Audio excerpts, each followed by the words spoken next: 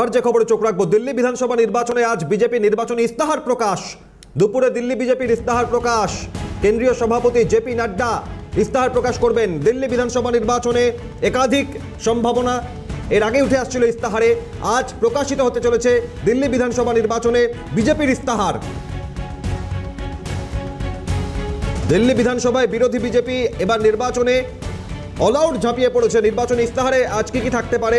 BJP সর্বভারতীয় সভাপতি JP Nadda আজ ইস্তাহার প্রকাশ করবেন। ইন্দ্রাণী দাশগুপ্ত দিল্লি থেকে রয়েছেন এই খবর নিয়ে। ইস্তাহারে এবার কি চমক থাকতে পারে ইন্দ্রাণী?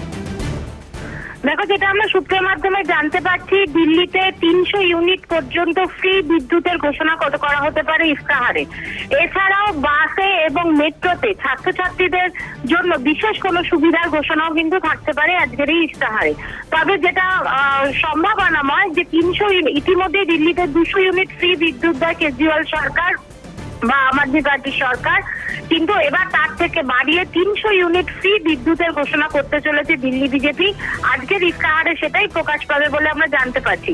তবে যেটা খবর, যে ইস্তাহারের প্রথম পর্ব আজকে প্রকাশ করা হবে এবং দু এক দিনের মধ্যে দ্বিতীয় পর্বটিও কিন্তু প্রকাশ করা হবে। আজকের এই প্রথম পর্বের আনুষ্ঠানিক উদ্বোধন করবেন বিজেপির কেন্দ্রীয় সভাপতি জেপি নাড্ডা। দিল্লিতে যে বিজেপির প্রদেশ দপ্তর আছে সেখানে দুপুর 2টায় এই ইস্তাহার প্রকাশ অনুষ্ঠান করা হবে এবং সেখানে উপস্থিত থাকবেন জেপি নাড্ডা এবং তিনি এই ইস্তাহার প্রকাশ করবেন।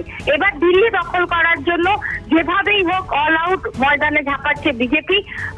কারণ বিগত লোকসভা নির্বাচনে দিল্লির 7টি আসনের 7টিতেই কিন্তু ফুটেছে পদ্ম ফুল, অর্থাৎ জয় পেয়েছে বিজেপি।